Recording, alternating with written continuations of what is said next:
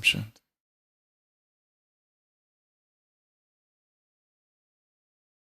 German philosopher हेलिगेल कई वर्षों तक जापान में रहा और वहाँ पर एक ज़ेन गुरु से शिक्षा ली कई वर्षों तक। और जब उसने सोचा मुझे वापस जर्मन लौटना है तो उसने अपने सभी मित्रों को अपने घर बुलाया।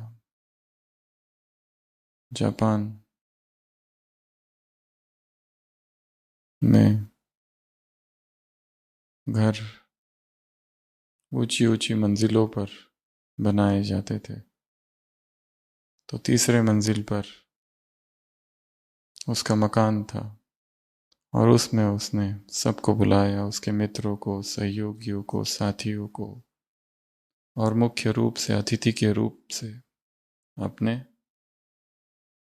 गुरु को।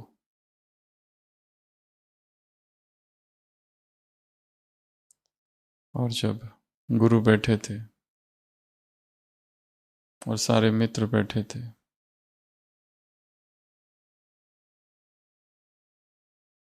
तब अचानक भूकंप आता है। चारों तरफ हलचल मच जाती है।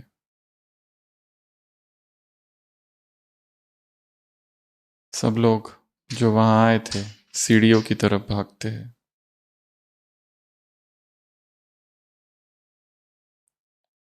गुरु बैठे हैं और वो जर्मन विचारक वो भी भागता है। चारों तरफ आवाजें, बिल्डिंग गिर रही है। उस हलचल की अवस्था में सब लोग सीढ़ियों की तरफ। वो विचारक एक बार पीछे मुड़कर देखता है तो गुरु वहीं बैठे हैं। उसे आश्चर्य होता है कि इनको मैंने बुलाया, ये बैठे और मैं भाग रहा हूं। अब जो होगा वो होगा, इनका जो होगा वो मेरा होगा। और वो रुक जाता है और वापस आकर बैठता है गुरु के सामने। गुरु बैठे हैं आंख बंद किए हुए। भूकंप चलता है कुछ समय और फिर अचानक रुकता है। पेड़ गिर गए, मकान गिर गए, लोग पागलों की तरह भाग रहे हैं। और फिर गुरु आंख खोलते हैं जब भूकंप रुकता है। वो विचारक पूछता है, इससे पहले कि वो पूछे कुछ, गुरु अपना प्रवचन चालू कर देते वहीं से जहां से उन्होंने छोड़ा था। वो विचारक कहता है, अब तो मैं ये भी भूल गया हूं कि आप क्या बोल रहे थे।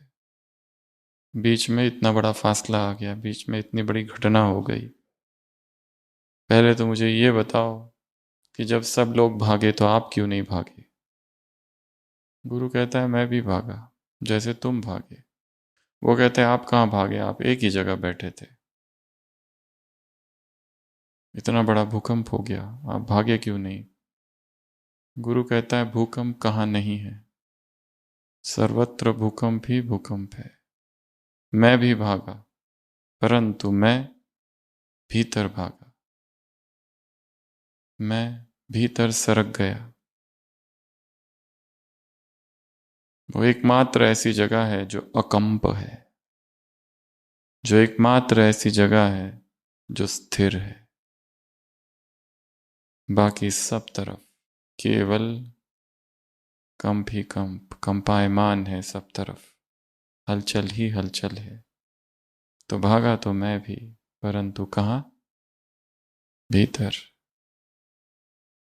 जहाँ आत्मा है कुटस्थ, ध्रुव, जहाँ आत्मा है स्थिर, वो एक ही स्थान है जो निश्चल, निश्चिंत, स्थिर। तो मैं वहां भागा। और वास्तव में सारी हलचल परिधि पर है, केंद्र में नहीं। सारे डिस्टरबेंसेस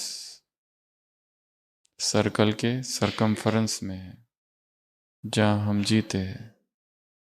जो केंद्र पर जीता है वो स्थिर रहता है। परिधि पर डिस्टरबेंस है। परिधि अर्थात देहभान, केंद्र अर्थात आत्माभिमान। परिधि अर्थात बाह्य मुक्ता, केंद्र अर्थात अंतर्मुक्ता। परिधि अर्थात शरीर, केंद्र अर्थात आत्मा, जो भीतर है। स्पिरिचुअल लाइफ ये परिधि से केंद्र की तरफ जाने की प्रक्रिया है, स्थिर होने की।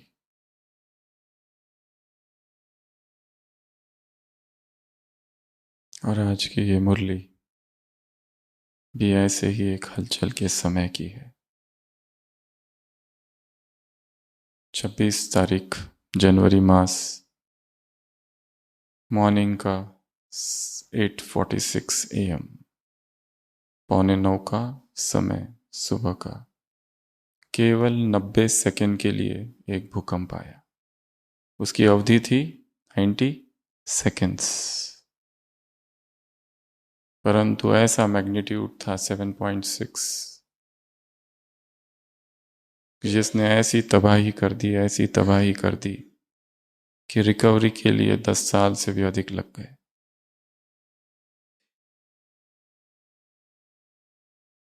वो भूकंप आया 26 तारीख को और मुरली चली है 4 फरवरी को। और बाबा ने कहा ये एक छोटी सी रिहर्सल है। क्या कहा? छोटी सी रिहर्सल, जिसमें मरने वालों की संख्या सरकारी आंकड़ों के अनुसार 20,000 है, परंतु बाकी जो सूत्र है वो कहते 1 लाख से भी ज़्यादा। 3,40,000 घर नष्ट हो गए। एपिसेंटर भुज, गुजरात। उसका प्रभाव अहमदाबाद, राजकोट, दूर दूर तक महसूस हुआ।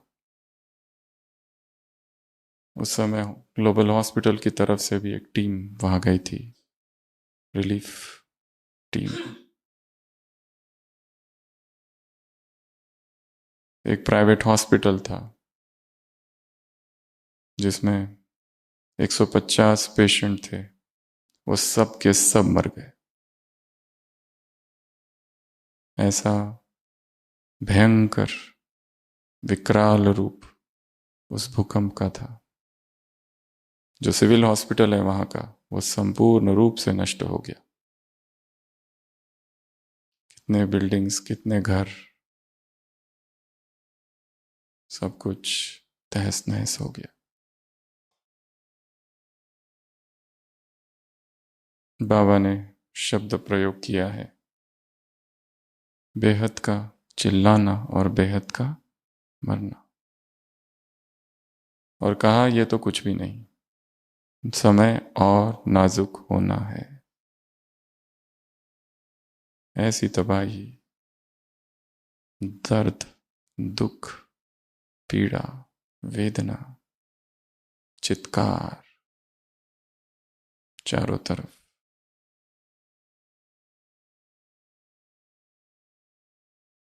तो ये मुरली उस समय की है।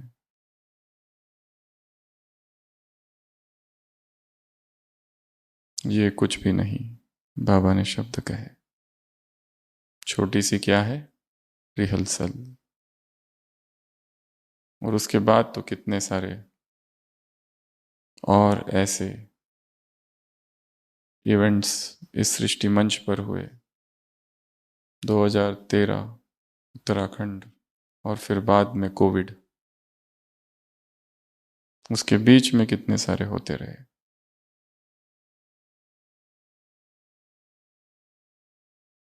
हलचल में अचल रहना, ये है फाइनल कोर्स,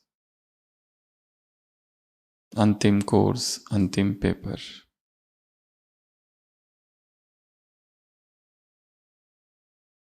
कितने लाखों करोड़ों का नुकसान हो गया।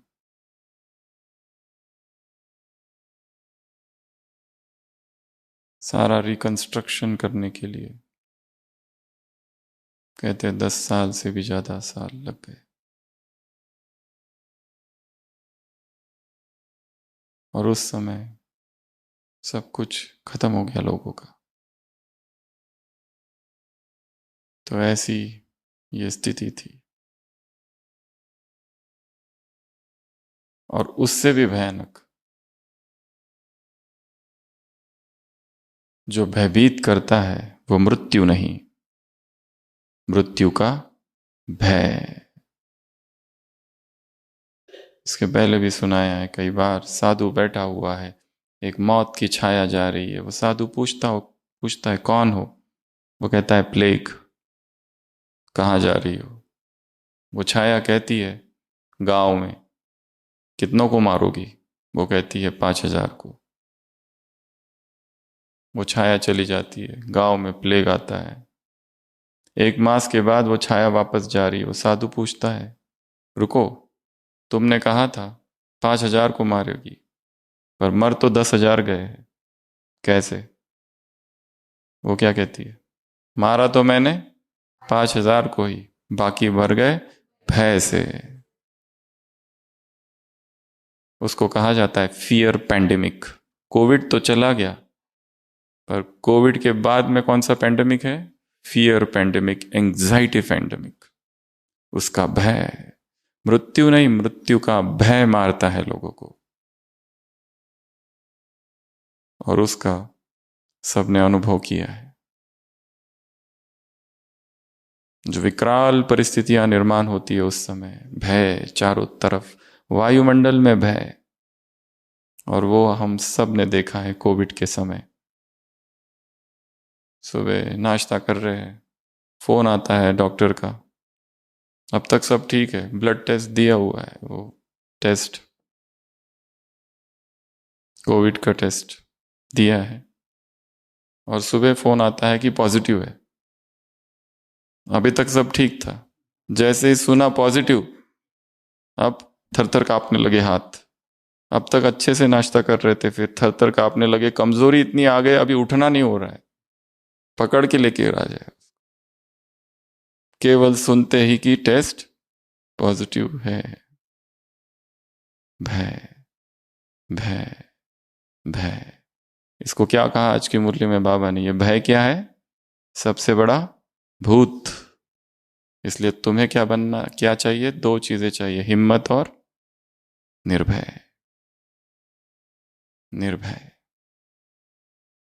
निर्भय बनना।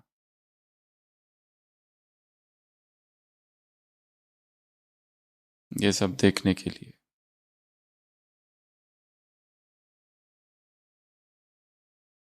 तो आज की मुरली कौन सी तारीख की है? 4 फरवरी 2001 की।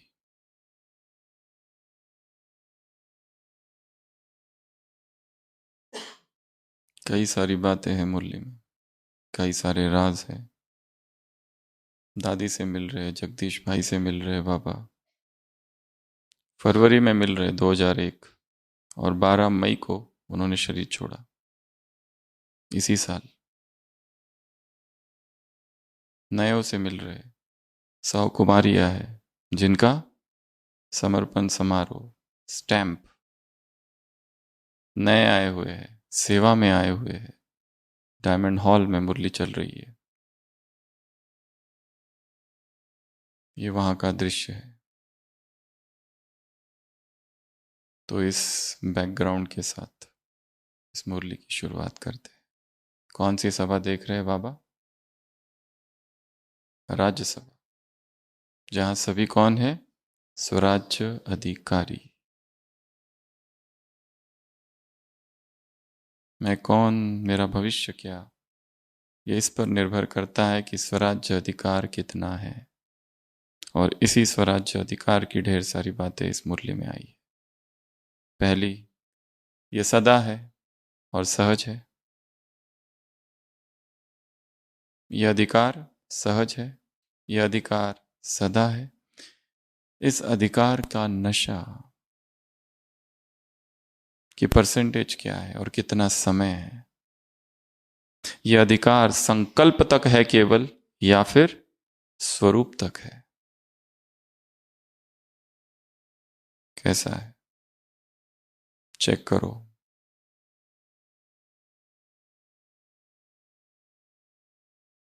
स्व पर अधिकार अर्थात स्थूल कर्मेंद्रियों पर और सूक्ष्म कर्मेंद्रिय मन बुद्धि संस्कार पर अधिकार। धोखा न दे, आनाकानी न करे।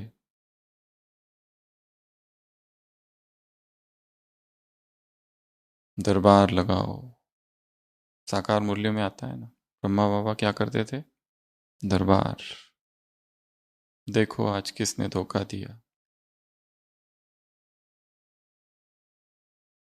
ये सब मेरे हैं तो मेरे वश में चाहिए, मेरे अधिकार में चाहिए, हर समय चाहिए और सदा चाहिए, सहज चाहिए। किस परसेंटेज में है ये चेक करो, किसने धोखा दिया।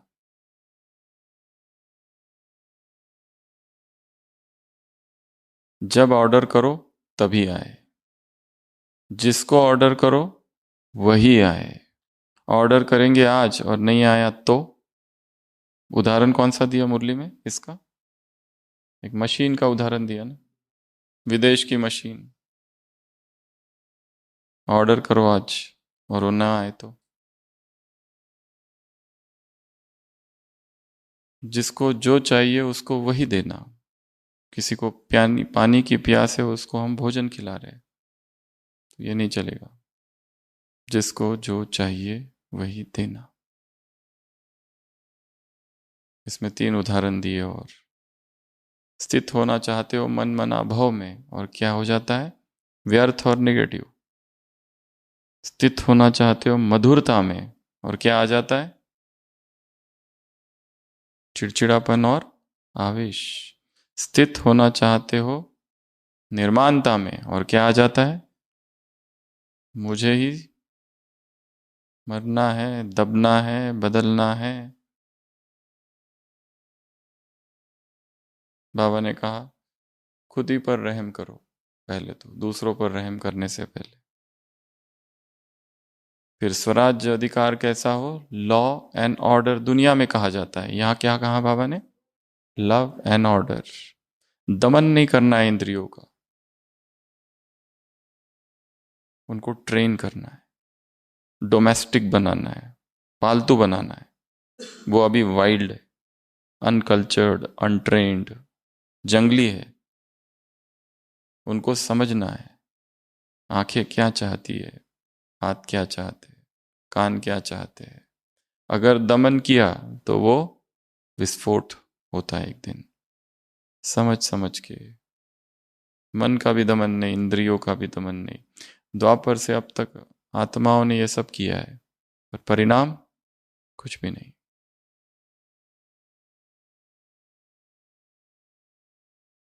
इसलिए मन को छोटा सा बच्चा समझो, उसको समझाओ वो क्या चाहता है, उसको साक्षी होकर देखो किस ओर वो भागता है, उसको कौन सी चीज में खुशी मिलती है,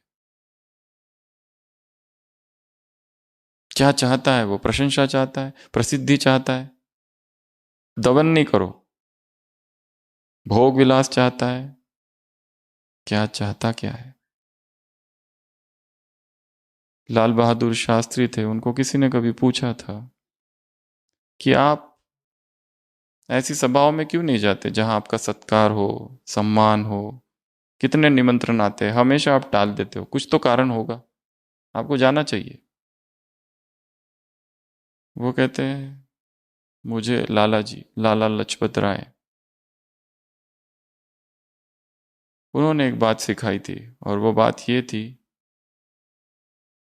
मुझसे उन्होंने कहा था तुमने ताजमहल को देखा है? मैंने कहा था हाँ। ताजमहल में 2 प्रकार की ईंटों का प्रयोग किया गया है। एक वो ईंटें जो गुंबज में है, जो अत्र तत्र सर्वत्र लगाई गई है, संगमरमर की अच्छी ईंटें। और कुछ ईंटें हैं जो नींव में है, जो साधारण ईंटें हैं परंतु बहुत मजबूत है। ऐसी ईंटें वो दिखाई नहीं देती है पर वो बेस है। वो दिखती नहीं है परंतु छिपी हुई है, अंदर है, पर इतनी मजबूत है कि उसी के आधार पर वो ताजमहल खड़ा है। और जो दिख रहा है वो दूसरी ईंटें है। मैं उन छिपी हुई ईंटों का अनुकरण करने की कोशिश कर रहा हूं, जो भीतर है, जो मजबूत है, जो शक्तिशाली है। और जहां दिखावा है और जहां आडंबर है और जहां प्रशंसा, सत्कार और सम्मान की भूख है, वहां पर कमजोरी है। और माया हमें अटैक वहीं करती है जहां हम कमजोर है।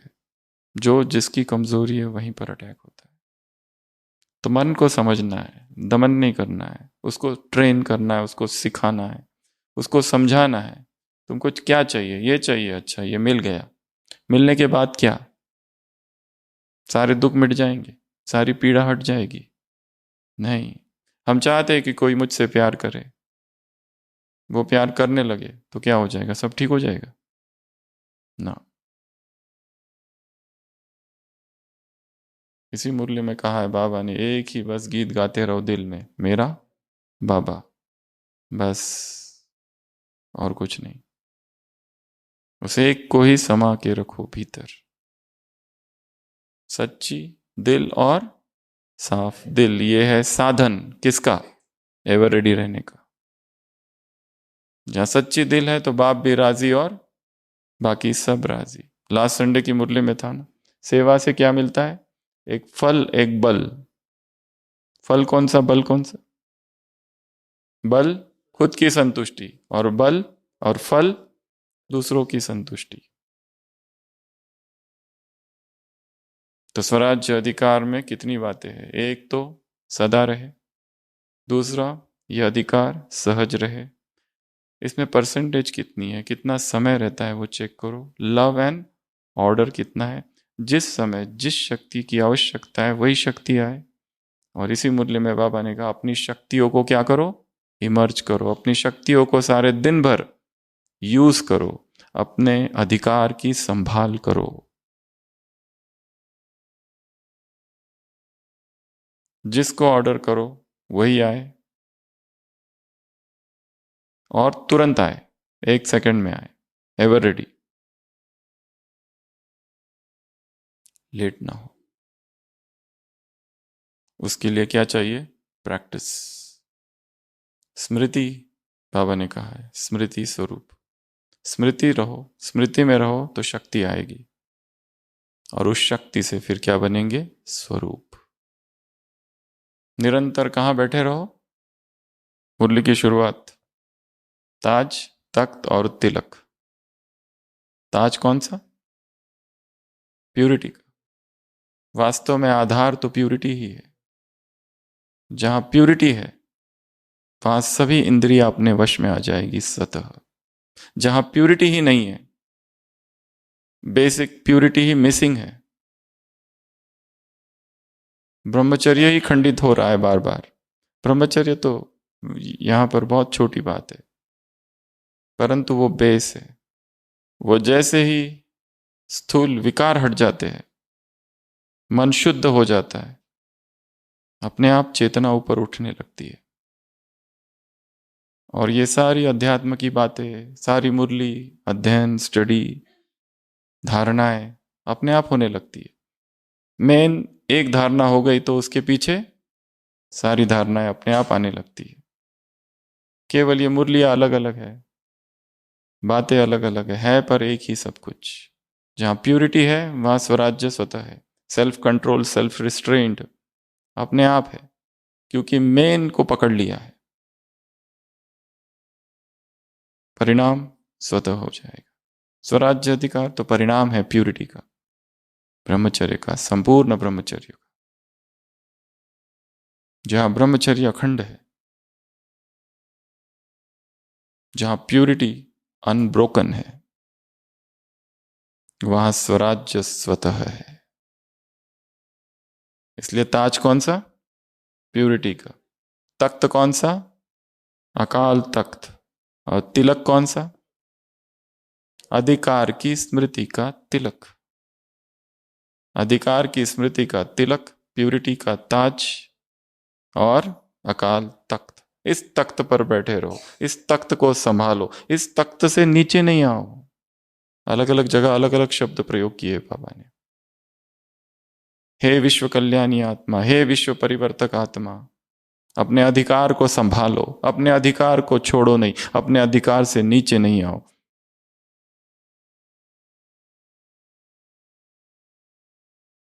क्योंकि ऐसे समय में तुम्हारा कर्तव्य क्या है? जब ऐसा समय आ गया है, नाजुक समय आ गया है, हलचल का समय आ गया है, सारे विश्व भर में हलचल, और जब भी प्राकृतिक आपदा होती है तब मनुष्य के दो रूप प्रकट होते हैं। एक अत्यंत दयालु, अत्यंत कृपालु, रहमदिल, मदद, सारे विश्व भर से मदद आती है। कितने ही रिलीफ सेंटर्स, कितने हॉस्पिटल्स की टीम जाती है, क्या कुछ करते हैं, सब मदद करते हैं। और दूसरा एक पहलू है जो निकृष्ट मनुष्य का स्वभाव है, जो हमने खुद, जब हम लोग गए थे 2013 में हॉस्पिटल की तरफ से उत्तराखंड की त्रासदी के समय, फ्लड्स, एक दूसरा भी रूप है, लूटपाट। कुछ साधु थे ऊपर, हम लोग तो नीचे थे।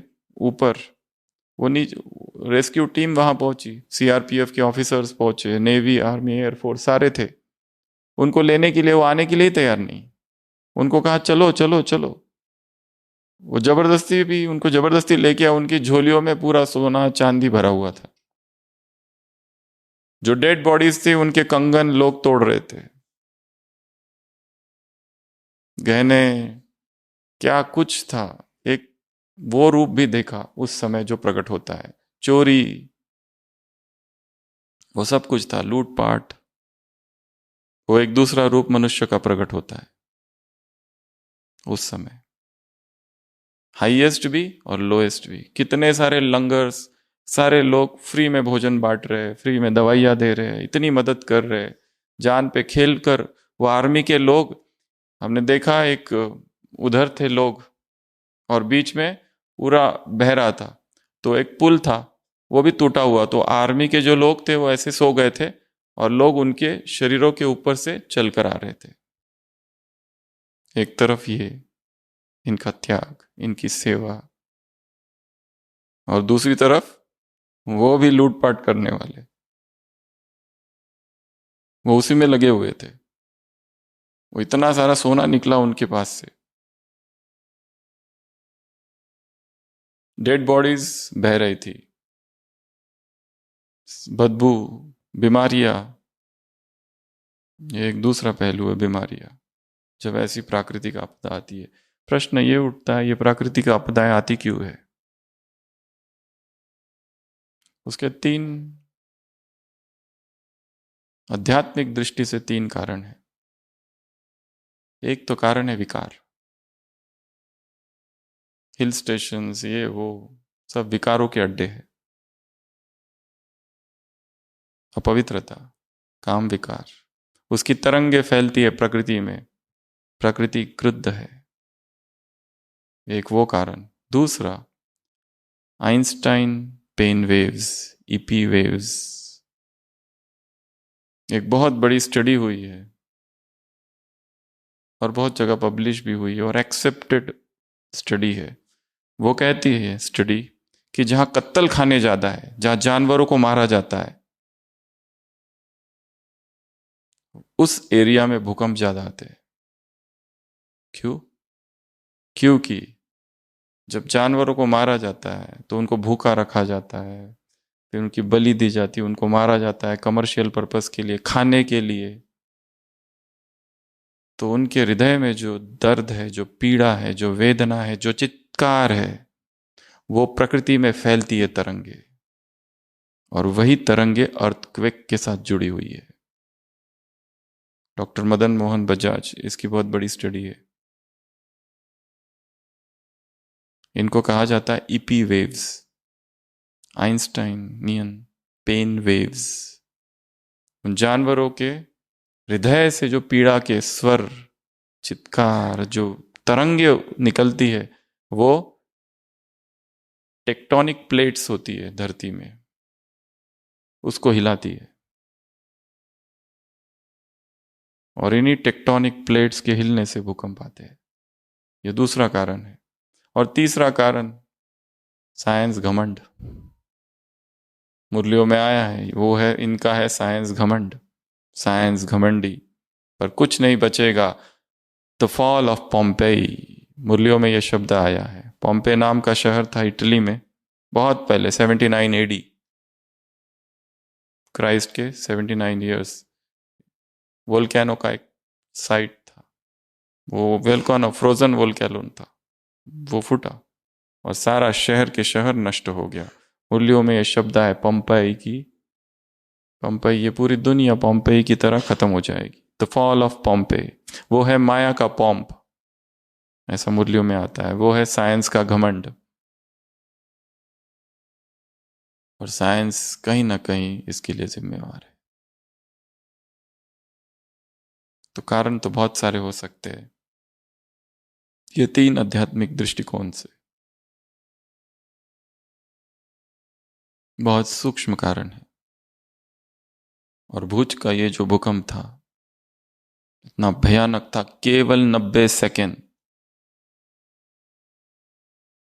और लोग कितने मर गए? 1 लाख से ज्यादा।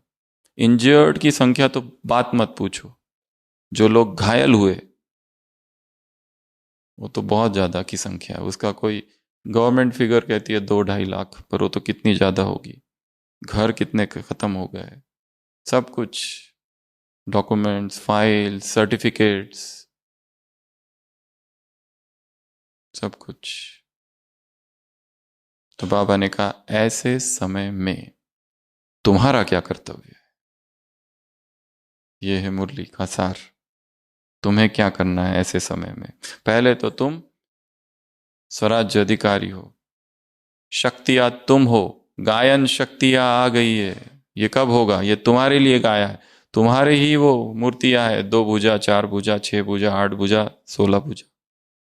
वो शक्तियां, इन शक्तियों को इमर्ज करो, इन शक्तियों का प्रयोग करो, इन शक्तियों से आत्माओं की मदद करो। ये शक्तियां, योग बल और प्रेम स्नेह का चुंबक, ये साधन है।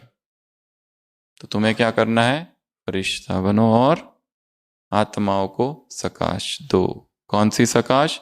खुशी की सकाश, शांति की सकाश, शक्ति की सकाश, संतुष्टता की सकाश। और इस पर ड्रिल भी कराई इस मुरली में बाबा ने। फरिश्ता रूप में जाओ।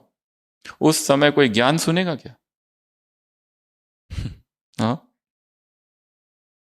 जिसका परिवार बर्बाद हो गया, सब मर गए, घर मर गया, हम उसको सुनाए, सुनो तुम हो आत्मा, आत्मा समझ, एक बाप को याद करना है, देह सहित देह की दुनिया को भूल। कौन सुनेगा ज्ञान? मारेंगे लोग। ज्ञान सुनोगे तो। हाँ, वो एक अलग है कि हम मनसा सेवा करते रहे आत्माओं की, निर्भय होकर करते रहे। और सेवा तो करनी है, सहयोग तो देना है आत्माओं को। हमें याद है, हम लोग जब यहाँ से टीम गई थी 2013 में, तब तक वो बहनें वहाँ पर जो भी थे वो मनसा सेवा करते थे। पर लोग पूछते थे तुम लोग क्या करते हो ब्रह्मा कुमारी इसमें?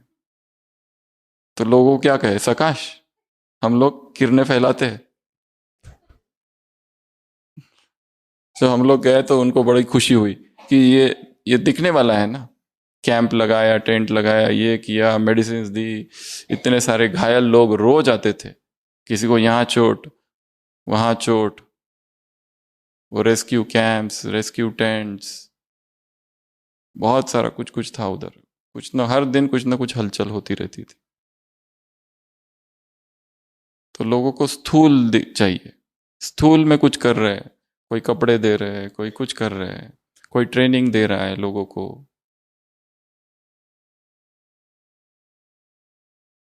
भोजन के पैकेट्स ऊपर से हेलीकॉप्टर से फेंक रहे हैं। तो लोगों को वो मदद चाहिए स्थूल, परंतु सबसे ज्यादा मदद कौन सी चाहिए? मन की शांति, स्थिरता। पोस्ट ट्रॉमेटिक स्ट्रेस डिसऑर्डर, किसका बाप, किसकी बहन, किसका माँ, कोई ना कोई चला गया है। वहां पर पूरे दीवारों पर लगे हुए थे चित्र, missing missing missing missing missing, सब जगह। किसी का कोई नहीं मिल रहा, किसी का कोई नहीं मिल रहा, पुलिस इधर उधर घूम रही है, कोई फोटो ले लेके घूम रहा है, इनको देखा क्या, इनको देखा क्या, ये मिला क्या, ये मिला क्या। जैसे ही नए लोग आते थे, ऊपर से बस आती थी नीचे, या फिर वो मिलिट्री में लेके आते थे, लोग भागते थे कि हमारा वो जो रिश्तेदार खो गया वो है क्या उसमें। तो बहुत दुख भरी सीन होती है वो, जब ऐसी आपदा आती है। और भगवान कह रहा है छोटी सी रिहर्सल है, नाजुक समय आना है, इससे भी बड़ा समय आना है। स्थिर वो रहेंगे जो अब से स्वराज्य अधिकारी है। एक जम्मू का भाई है, बीके भाई, उसका नाम हमें पता नहीं और हमने कहीं से सुना है। जम्मू में बहुत बाढ़ आ गई थी कभी, तो उसका घर दूसरे मंजिल पर था, पर गवर्नमेंट के ऑर्डर्स थे कि जो ऊंचाई वाले घर है, ऊंचे मंजिल वाले, वहां चले जाओ।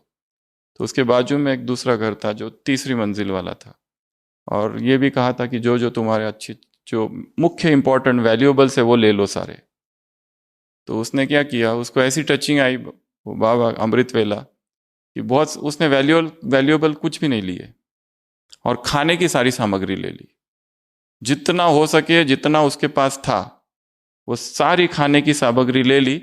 और वो जो बाजू में जो घर था उसके पड़ोसी, उनकी तीसरे मंजिल पर वो चला गया। और मेन जो डॉक्यूमेंट्स होते हैं, मुख्य मुख्य जो पेपर्स, फाइल्स, वो सब उसने सब कुछ छोड़ दिया फटाफट में, केवल भोजन का चीजें ले ली, और वो ऊपर चला गया तीसरी मंजिल पर। उसके बाद कई हफ्तों तक पानी था दूसरे मंजिल के ऊपर तक, पर वो भोजन ही काम आया बस। और तो कुछ भी काम नहीं आया, क्योंकि लोगों के पास नीचे उतर नहीं सकते, सब जगह पानी ही पानी, सारी बिल्डिंग्स पानी के अंदर। तो तीसरे मंजिल पर 2-3 हफ्ते तक वो रहे, पर उसके पास इतनी उसने सारी सामग्री ले रखी थी। और बाद में जब बाढ़ कम हो गई, भूकंप, ये सब ठीक हो गया, तो गवर्नमेंट में सबको फ्री में वो सारे सर्टिफिकेट्स दे दिए, जो सर्टिफिकेट, डॉक्यूमेंट्स, सरकारी डॉक्यूमेंट्स, क्योंकि गवर्नमेंट को भी पता है ना ये सबके चले गए हैं, तो सबको फ्री में वापस सब कुछ वैसा के वैसा इशू कर दिया।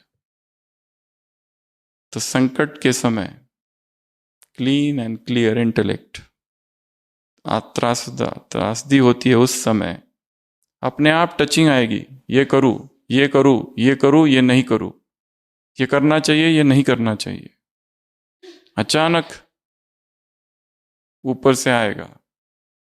क्योंकि ये प्रकृति जो है हमसे संबंधित है। जितना चित्त शांत होगा और साफ होगा, दिल साफ, मुरली में कहा है ना ये साधन है, उतना हम प्रकृति के संकेत हम समझ लेंगे, प्रकृति क्या करने वाली है, प्रकृति के संकेत आज क्या होने वाला है। बाबा ने संपूर्णता की निशानी में बताया है कि व्यक्ति को क्या समझ में आ जाएगा, आज क्या होने वाला है, आज तो कुछ होने वाला है, पहले से ही टचिंग होगी। तो ये सब होगा। तो ऐसा नाजुक समय आने वाला है, उसके लिए अपने आप को हमें तैयार रखना है, एवर रेडी। स्वराज्य अधिकारी, सच्ची दिल, और चौथा निर्भय, डरना नहीं है। नहीं तो दूसरा मर रहा है, कैसे बचाएंगे उसको? हम खुद ही भयभीत है, हम खुद ही डरे हुए हैं। बाबा ने भी कभी, कोई घर का ही डॉक्टर था, कोई ऑपरेशन था, तो बच्चों को बुलाया और कहा कि देखो ऑपरेशन, साकार की बात। तो कई तो एकदम डर गए, चक्कर आने लगा, बाहर आ गए। बाबा ने कहा था जो डर गए, जिसको चक्कर आ गया, वो सब फेल। रक्त की नदियां बहेगी। हाँ है ना। क्या होती है रक्त की नदियां? इमेजिन करो, रक्त की नदियां बह रही है, और ये तो एक तत्व है केवल। धरती फटी तो ये हुआ, भूचाल आया। सोचो, साथ साथ फ्लड्स, सुनामी, लैंडस्लाइड, वोल्केनो, 5 तत्व एक साथ तांडव नृत्य करेंगे। दूसरी तरफ माया के 5 दुश्मन। तीसरी तरफ हमारे अपने पुराने संस्कार बाहर निकलेंगे। चौथी तरफ अव्यक्तवाणी है ये। बाबा ने कहा इन चारों से अटैक होगा। चौथे, भटकती आत्माएं, हजारों 20,000 लोगों ने एक साथ शरीर छोड़ दिया। आत्माएं भटकेगी। जैसे भुज का जो प्राइवेट हॉस्पिटल था, 150 पेशेंट्स एक साथ मर गए जितने उस हॉस्पिटल में थे। और भूकंप कितना? केवल 90 सेकंड के लिए था बस। क्या कुछ कर दिया उस भूकंप ने। बड़ी बड़ी बिल्डिंग, सब कुछ नष्ट हो गया। भुज 90%, अहमदाबाद 70%, राजकोट 60%, ऐसे फिगर्स बताते हैं डिस्ट्रॉयड। ये एक तत्व था केवल, ऐसे 5 तत्व एक साथ। वन, दूसरी तरफ से माया के 5 खिलाड़ी, ये दूसरी तरफ से 5 विकार। तीसरी तरफ से तुम्हारे पुराने संस्कार। जैसे बताया ना, 2 अंदर से प्रकट हुआ, एक अच्छे से अच्छा और एक बुरे से बुरा। लोगों ने सोचा कैसे क्या कर ले, फटाफट चोरी कर ले, इतना सारा पैसा दिख रहा है, कोई तो मर रहा है, ये नहीं सोच रहे कि मैं भी मरूंगा थोड़ी देर में।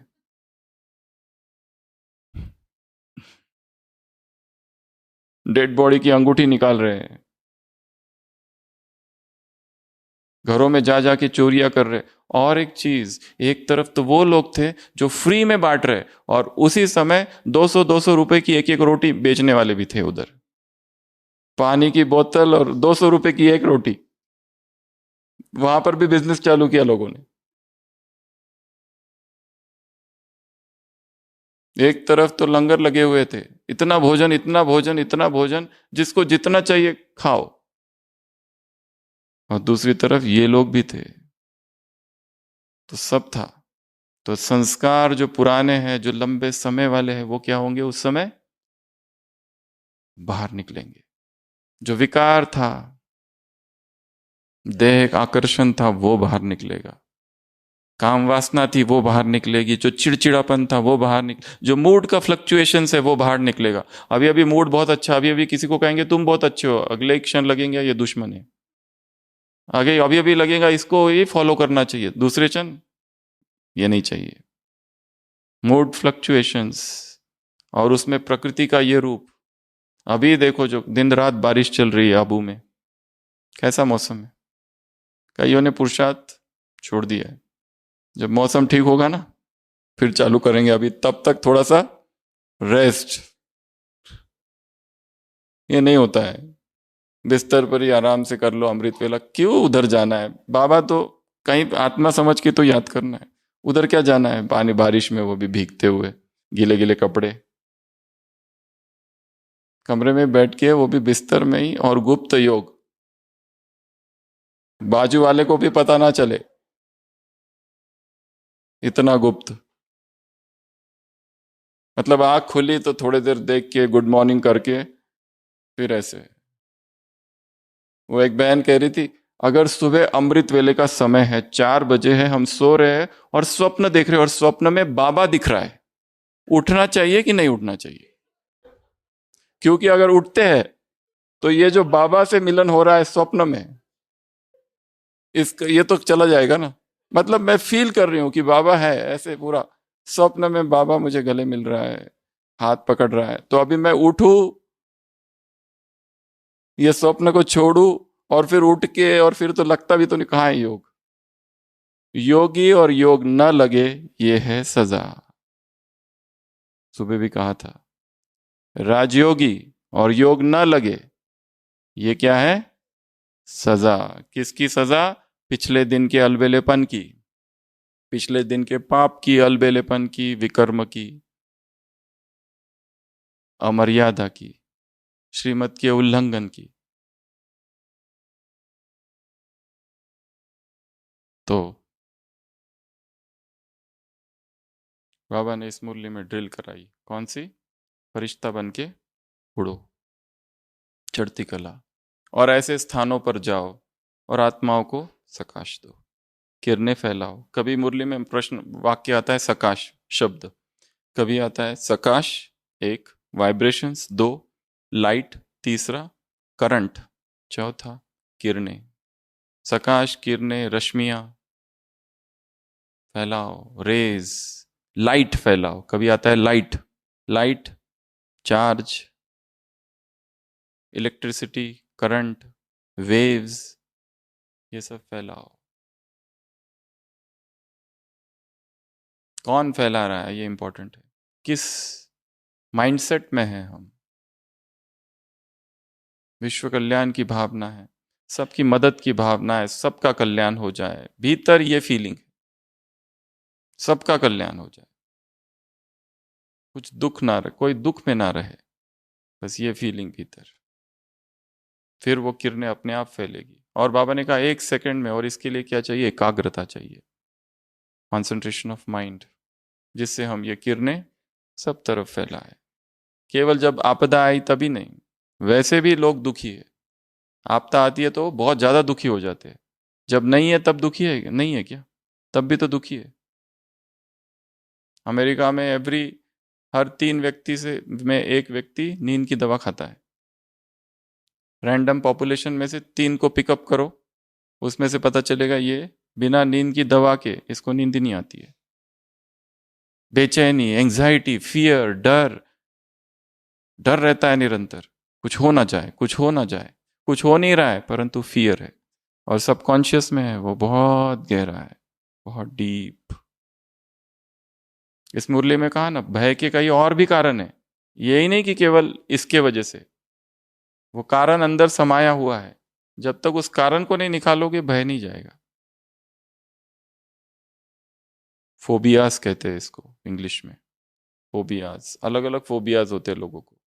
अपमान का भय, इंसल्ट का भय, पब्लिक ओपिनियन का भय, दूसरे मेरे बारे में क्या सोचेंगे, फेलियर का भय, मैं फेल हो गया तो, मेरी बदनामी हो गई तो, लोग मेरे बारे में क्या कहेंगे, ये फियर्स है बहुत सारे। पब्लिक ओपिनियन, कमेंट्स का भय, क्रिटिसिज्म का भय, विरोध का भय।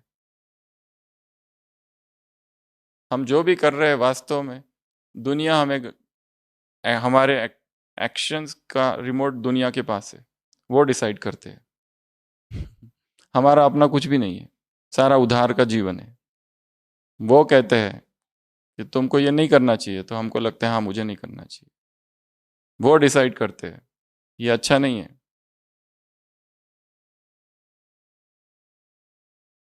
सब लोग जा रहे हैं तो हम भी जाए तो अच्छा है। अभी ज्ञान में चलना और आना बहुत सहज हो गया, क्योंकि इतना बड़ा विस्तार है, तब कितना कठिन था।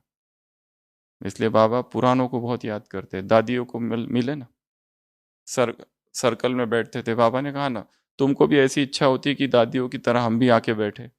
पर बाबा ने क्या कहा मुरली में, कि इनको तो भी ऐसे देखना पड़ता है, तुमको तो मैं सामने देख रहा हूँ। वो ऐसे बैठते थे ना, सर्कल में, सेमी सर्कल में। क्या कहा मुरली में, इनको तो ऐसे देखना पड़ता है, मैं तुमको तो सामने देखा हूं। और दादियों के लिए बाबा ने क्या कहा, ये सब शक्ति का स्रोत है, इनको देखते हो तो शक्ति का अनुभव होता है। जगदीश भाई के लिए कहा कि तुमने क्या कर दिया, अपने शरीर सहित सब कुछ क्या कर दिया, समर्पित कर दिया, अर्पित कर दिया। नए को क्या कहा, परमात्मा भाग्य तुम्हें प्राप्त हुआ। सेवा वालों को क्या कहा, महाराष्ट्र आंध्रा को, सेवाओं से 2 चीजें मिलती है, 2 प्रकार की मेवा। एक तो दुआ, और दूसरा जमा हो जाता है। एक तो खुशी, और दूसरा जमा हो जाता है। तो यहाँ आए हो तो ब्राह्मण परिवार के सामने आए, दादियों के सामने आए, ये भी भाग्य है। तो मधुबन में जब आते हैं तो दुआएं निकलती है। किसके लिए दुआएं निकलती है? मधुबन निवासियों के लिए दुआएं निकलती है। इतनी हमारी सेवा, एक एक डिपार्टमेंट में देखो इतने सारे भाई कितनी हमारी सेवा करते हैं। पिछली बार बाबा ने संगम भवन वालों को याद किया था। अगर इनका ये त्याग और ये, तो हम यहाँ आके इतने अच्छे अनुभव हमको नहीं होते। और जो भी यहाँ सेवा कर रहा है मधुबन में, किस भाव से कर रहा है? वो एक निस्वार्थ भाव है, वही तरंगे उठती है वातावरण में। इसलिए आत्मा इतनी सारी आ रही है एक साथ, इतनी कॉन्फ्रेंसेस, इतनी भट्टियां चल रही है। उधर आनंद सरोवर में एक भट्टी चल रही है, मान सरोवर में एक भट्टी चल रही है, ज्ञान सरोवर में प्रोग्राम्स चल रहे, शांतिवन में दो दो तीन तीन चल रहे, मनमोहिनी में चल रहे, और बाकी लोग तो आ ही रहे। उन सब कुछ ना कुछ तो अनुभव करके जा रहे। क्यों? क्योंकि मंशा बहुत शुद्ध है। भले सब में कमियां हैं, कमजोरियां हैं, स्वभाव सबके अलग अलग है, एक का दूसरे से नहीं बनता, ये सब होते हुए भी भावना क्या है? सेवा की। वो विशुद्ध भावना है हरेक में। बस वही तरंगे यहाँ पर इस मधुबन के वातावरण में कोई अज्ञानी को भी आके बिठा दो, वो क्या कहता है? बहुत शांति मिली। बोलता ही है ना, बहुत शांति मिली। क्या है पता नहीं, पर बहुत बढ़िया था, बहुत अच्छा था, इतना तो बोलता ही है। तो ये क्यों हो रहा है? इसलिए बाबा ने जो सेवा में जो आए हैं, वहां तो कितनों की सेवा करोगे? 40 50 60 की। यहाँ हजारों की सेवा कर रहे हो। इसलिए मधुबन में सेवा करना अलग है, सेंटर में सेवा करना अलग है, अपने घर गृहस्थी में रह के जो सेवा करते हो वो अलग। यहां पर बेहद की सेवा में आए हो। ये दो शब्द कहा बाबा ने, बेहद और तीव्र गति, समय की पुकार है। क्या कहा? बेहद और तीव्र गति, यह है समय की पुकार। तो यहां जब भी आओ तो यहां आकर भी कंप्लेंट का भाव नहीं हो। पहले तो यह ठीक नहीं है, वो ठीक नहीं है, ऐसा ठीक नहीं है। त्याग देखो यहाँ के सबका। एक ही व्यक्ति 30 साल से एक ही डिपार्टमेंट में सेवा कर रहा है, कितनी कम कम बात है ये। दुनिया वालों को बोलो एक डिपार्टमेंट में करके दिखाए, कितना डिपार्टमेंट बदलते हैं, बोर हो जाते हैं।